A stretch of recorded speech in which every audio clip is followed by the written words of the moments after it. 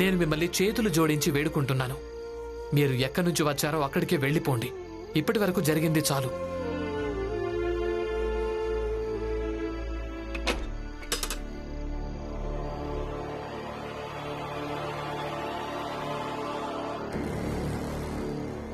ఈయన నీకు నచ్చ చెప్పారు కదా, అర్థం చేసుకో. ఇందులోనే నీ క్షేమం ఉంది. ఒకవేళ మళ్ళీ నీ హద్దులు దాటడానికి ప్రయత్నిస్తే నేను నచ్చ చెప్పను, ఏం చేసైనా దారిలోకి తీసుకొస్తాను. ఇంకా నన్నేం చూస్తున్నావు? వెళ్ళిక నుంచి.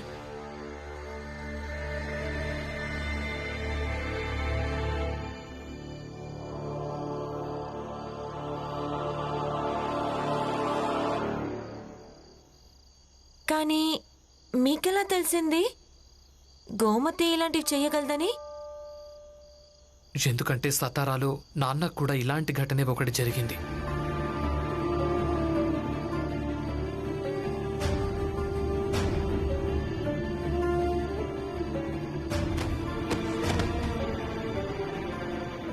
నన్ను ఇక్కడికి బలవంతంగా తీసుకొచ్చారు. మీకు ఎలాంటి మత్తెక్కిందో ఏమో. నేను 2 రోజుల సమయం ఇస్తున్నాను. మీరు నా శీలాన్ని దోచుకున్నారు. అలాగే మీరే నన్ను మీ భార్యను చేసుకుని మీరే నా పరువు నాకు తిరిగి ఇవ్వాలి. ఎవరితను? ఈమె వ్యభిచార గృహాన్ని నడిపిస్తుంది. ఇక ఈ అమ్మాయి అక్కడ ఆడుతూ ఉండేది, పాడుతూ ఉండేది. దీంతో ఇది అర్థం చేసుకోవడం చాలా తేలిక కదా, తను రామ్జీని ఎందుకు ఇరికించిందో. అది అక్కడి సేట్ గారు ఇంకా స్వామీజీ వేసిన ఎత్తు.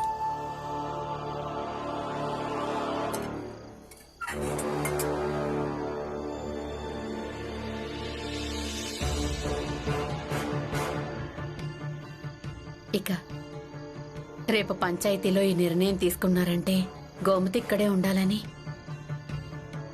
ఆ తర్వాత ఈ లోలాకులు తనకు బహుమతిగా ఇస్తాను. అలాగే దీంతో ముఖపరిచయం కూడా అయిపోతుంది. ఏం చేసినా సరే, కానీ భీమ్రావ్ ఇంకా రమకు పెద్దగా తేడా ఏ ఉండడం లేదు.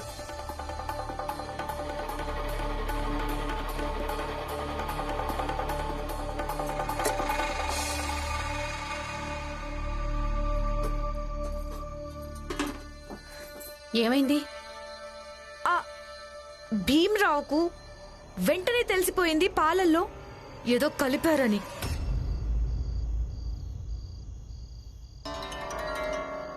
ఇక ఒకటే ఉపాయం మిగిలింది.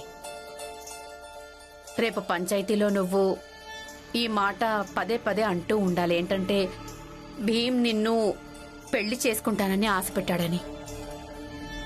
ఇక దీనికి సాక్ష్యం నేను ఎక్కడి నుంచి తీసుకురావాలి? నా ఆత్మను తీసి మీకెలా చూపించాలి అని ఇదే మాట అంటూ ఉండాలి.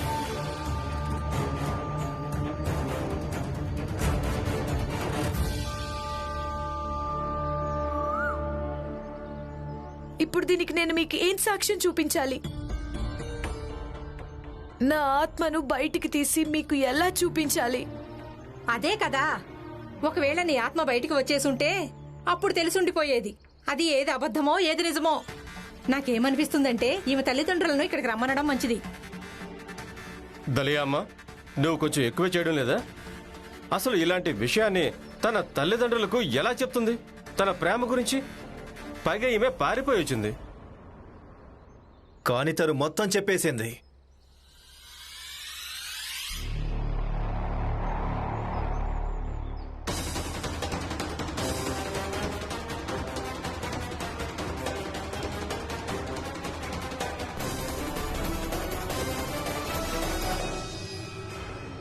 తను తన తల్లిదండ్రులకు అన్ని విషయాలు చెప్పేసింది. తను నాకు చెప్పింది తను ఎవరినో భీమ్రావుని పెళ్లి చేసుకోవాలనుకుంటుందని.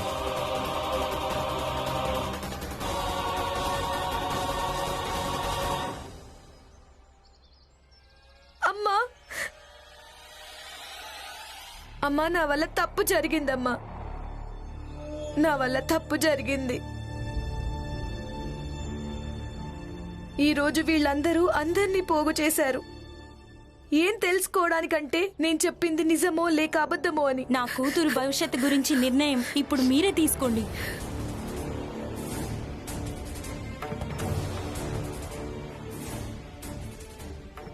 నా కూతురి జీవితం ఇప్పుడు మీ అందరి చేతుల్లో ఉంది. దయచేసి నా కూతురి జీవితాన్ని కాపాడండి. భీమరావు, నీ దగ్గర ఏమైనా సాక్ష్యం ఉందా? వీళ్ళేం చెప్తున్నారో దాన్ని అబద్ధమని రుజువు చేయడానికి? భీమ్ బాగా ఇరుక్కున్నాడు. ఇక తనేం మాట్లాడతాడు? లేదు, వీళ్ళందరూ కలిసి అబద్ధం చెప్తున్నారు అని రుజువు చేయగలిగే ఎలాంటి సాక్ష్యాలు నా దగ్గర లేవు. దలియా అమ్మా, ఇక నువ్వే చెప్పు. మేమంతా ఏం నిర్ణయం తీసుకోవాలో? ఈ మౌనానికి అర్థం ఏంటంటే గోమతి బాధ్యతను భీమ్రావే తీసుకోవాలి. అలాగే భార్య హోదాను కూడా ఇవ్వాల్సిందే. ఆ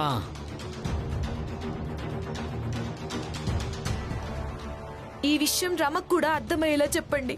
ఇంతకీ రమ ఎక్కడుంది? అవును, రమ ఎక్కడుంది? నేనిక్కడున్నాను.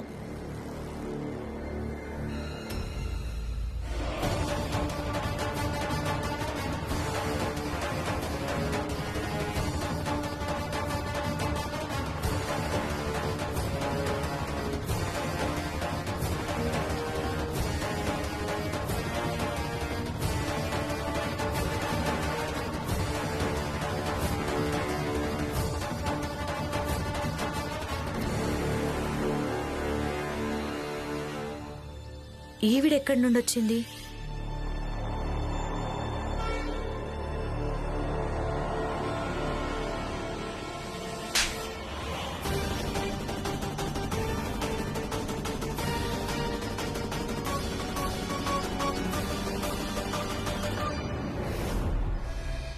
నువ్వు నాకేం చెప్పి బయటకొచ్చావే? కొన్ని నెలల పాటు విడ్డుడితో బయటికి వెళ్తున్నానని.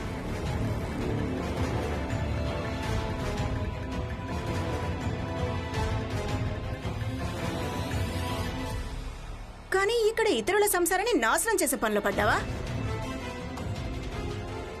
అంటే దీనర్థం గోమతి వ్యభిచారా? వ్యభిచారినా? అసలు ఇదే నాటకం?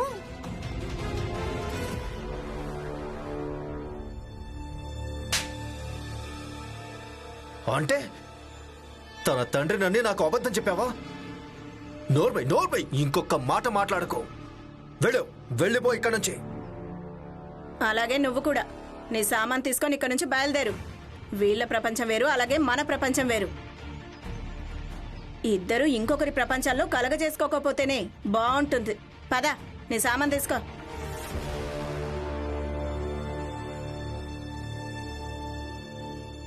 చూడండి,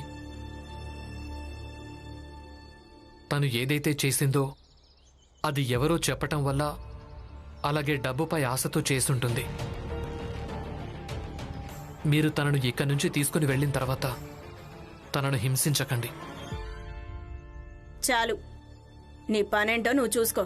ఉపన్యాసాలు ఇవ్వకు, నాతో వాదించకు. నాకేం చెయ్యాలో, ఏది సరైందో బాగా తెలుసు.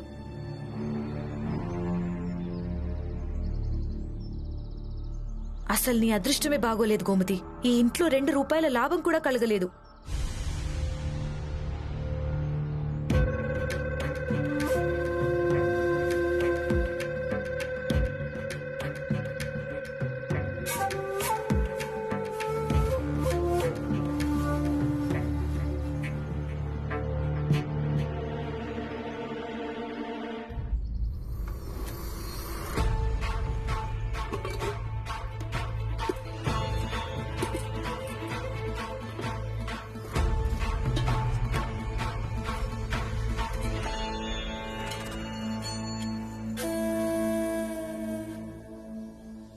జీజా పెద్ద పెద్ద మాటలు చెప్తుండేది, కానీ ఒకటే లోలాకుల జత ఉంచింది, పిస్నారి. కానీ ఏం దక్కకపోవడం కన్నా ఇది నయం.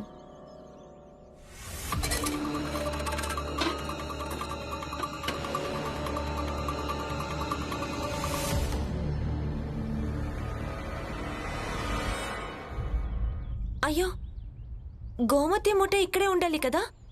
ఏమైపోయింది?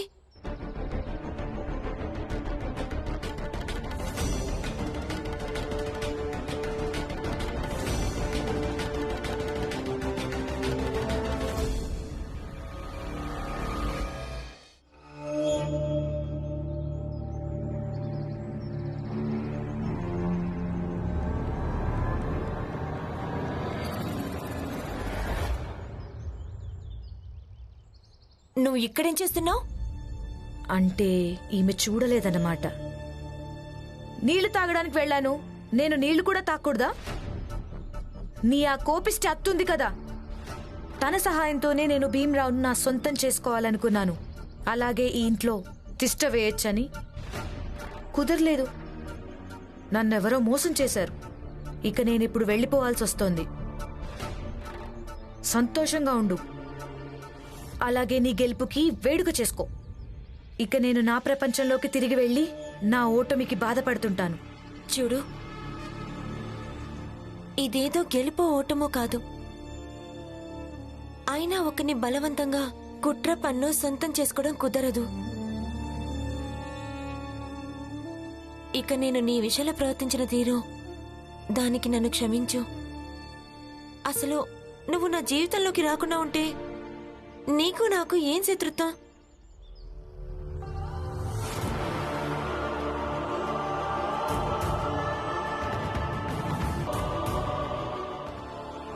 పద, నా సమయం వృధా చేస్తుంది. పద, నడువు.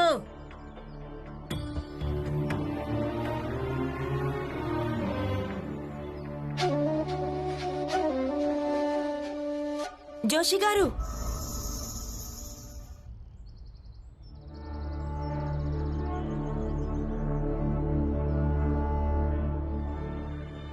ఇదంతా మీరు చేసిన నిర్వాకమే కదా? ఇలాంటివి చేయకండి. ఎందుకంటే స్వచ్ఛమైన సంబంధాలు చాలా శక్తి ఉంటుంది. వాటిని తెంచడం అంత తేలిక కాదు. ఇంకా ఆ శక్తిని మీ డబ్బులు, గొప్పతనం, హోదా ఏవి కూడా తెంచలేవు.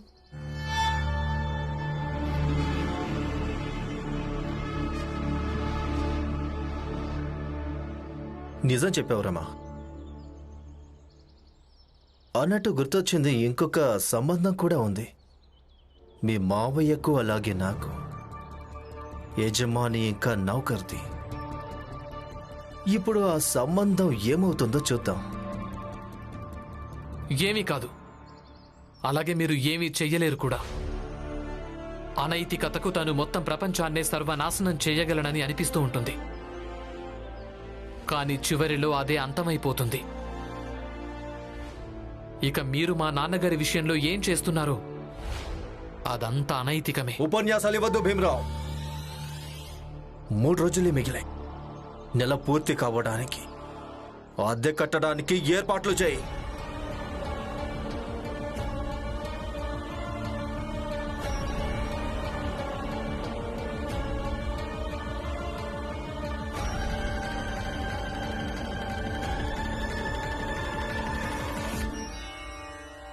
రామ్జీ, రామ్జీ, నీకు శుభవార్త. ఏమైంది పురంజన్? ఎలాంటి శుభవార్త? అయ్యో, ముందు నువ్వు ఈ ఛాయ్ తీసుకో, చెప్తాను. కూర్చో, చెప్పు.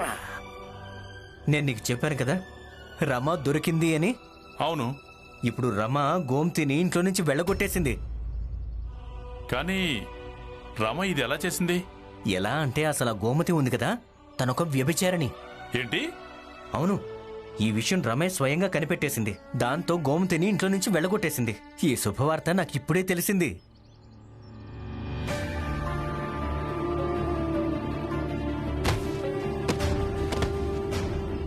నేను 2 రోజుల సమయం ఇస్తున్నాను. మీరు నా శీలాన్ని దోచుకున్నారు. అలాగే మీరే నన్ను మీ భార్యని చేసుకొని మీరే నా పరువు నాకు తిరిగి ఇవ్వాలి. నాకు తెలిసి స్వామీజీ ఇంకా సేట్ గారే మీకు డబ్బులు ఇచ్చుంటారు. ఎందుకంటే మీరు నాన్నతో పెళ్లి నాటకం ఆడాలని. సరే, మంచిదైంది. నేను కూడా ఈ విషయంలో చాలా ఆందోళన పడుతున్నాను. ముందు చాయ్ తాగు. రమా, కానీ ఆ గోమతి గురించి నువ్వు ఇన్ని విషయాలు అసలు ఎలా తెలుసుకున్నావు? మీరు నాకు చెప్పగానే ఇంతకు ముందు కూడా మావయ్యకు ఇలాగే ఎవరో ఏదో కలిపి తినిపించిందని అప్పుడే నాకు అనిపించింది. ఎవరికి తెలుసు, ఈ గోమతి కూడా అలాంటిదేనేమో. తర్వాత కనుక్కుంటూ వెళ్ళాను. నిజంగా రమా, నీకు మనస్ఫూర్తిగా ధన్యవాదాలు. ఈరోజు మళ్ళీ నువ్వు నాకు చాలా పెద్ద సహాయం చేశావు. ధన్యవాదాలు చెప్పాల్సిన అవసరం ఏముంది? నేను మీ భార్యనే కదా, ఇది నా పనే. అవునా? పని చేసినందుకు ధన్యవాదాలు చెప్పరా? నాకు తెలియనే తెలీదు. ఇప్పుడు చెప్తున్నాను కదా, గుర్తుంచుకోండి. అలాగే. అలాగే మీరు ఆ పుస్తకంలో కూడా రాసుకోండి, భార్యాభర్తలు ఒకరికొకరు ధన్యవాదాలు చెప్పుకోకూడదని. సరేనా? అలాగే. నేను మునిగిపోయాను, సర్వనాశనం అయిపోయాను. నేను ఇప్పుడు ఏం చెయ్యాలి? ఎక్కడ వెతకాలి? నగల పేరుతో నా దగ్గర కేవలం ఆ లోలాకలు ఒక్కటే ఉండేవి. వాటిని కూడా గోమతి తీసుకొని వెళ్ళిపోయింది. అది తీసుకొని ఎక్కడికి వెళ్ళిందో ఏమో. ఇప్పుడు నేనేం చేయను? నువ్విక్కడేం చేస్తున్నావు? నీళ్లు తాగడానికి వెళ్ళాను. తనే తీసుకెళ్ళింది.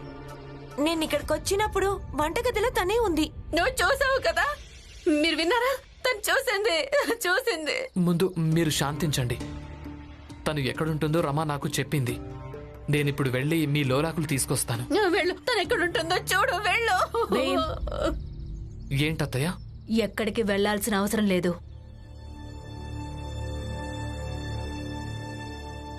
ఇది జీజాబాయి పాపాలకు ప్రాయశ్చిత్తం. అనుభవించనివ్వు. కానీ అత్తయ్య, ఒక్కసారి చెప్పాను కదా, నువ్వెక్కడికి వెళ్ళొద్దు. ఇక ఇంతే.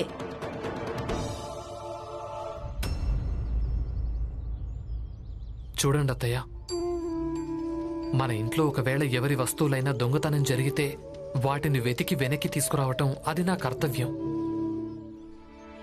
ఇక ఆవిడకిప్పుడు చాలా పెద్ద నష్టమే జరిగింది.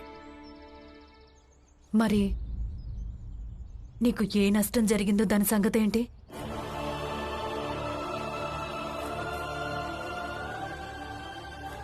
నువ్వు బయటికేమీ చెప్పవు, కానీ మొత్తం బయటికి కనిపిస్తుంది. అంత తేలిక కాదు ఒక అమ్మాయి నిందను భరించడం. నేను ఇంకా మీ నాన్న తప్ప, అందరూ నీదే తప్పన్నారు. అయినా నువ్వు తను ఒక అమ్మాయి అని మర్యాదగా ప్రవర్తిస్తూ వచ్చావు. చివరికి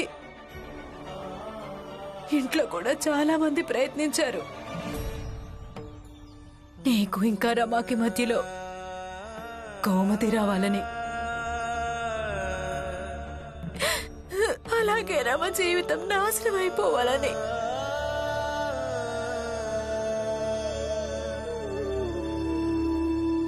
అత్తయ్య, మా అమ్మ ఎప్పుడు నాకొక విషయం నేర్పించింది. ఇతరుల కోసం నేను ఎప్పుడు ఏదో ఒకటి చేస్తూ ఉండటం మంచిదని.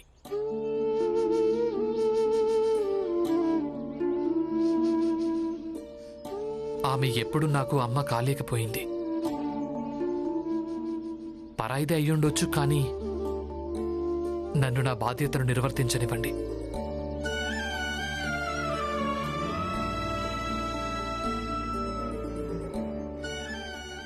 నువ్వెందుకు ఇలా ఉంటావురా? నేను ప్రపంచంలో చాలా మందిని చూశాను, కానీ నువ్వు భిన్నమైన వాడివి. అందరికంటే నీకు అందరి గురించి బెంగ ఉంటుంది, కానీ నువ్వు నీ గురించి ఎప్పుడూ ఆలోచించవు.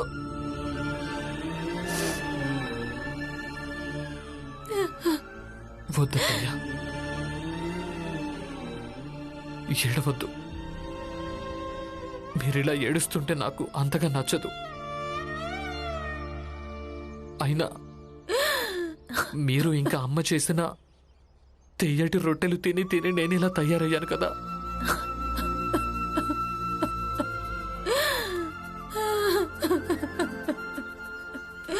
అత్తయ్య, నేను వెళ్ళనా?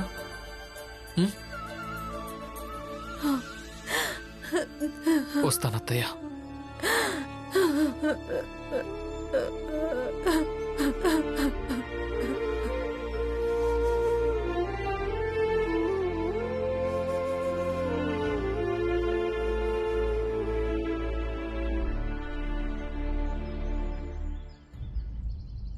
గుర్తుపెట్టుకో జీజాబాయ్, ఒకరోజు నువ్వు భీమ్ దగ్గర ఉండడం కోసం, అలాగే తన మీద కొడుకు వాత్సల్యం చూపించడం కోసం తప్పిస్తావు. అలాగే తప్పిస్తూ ఉంటావు.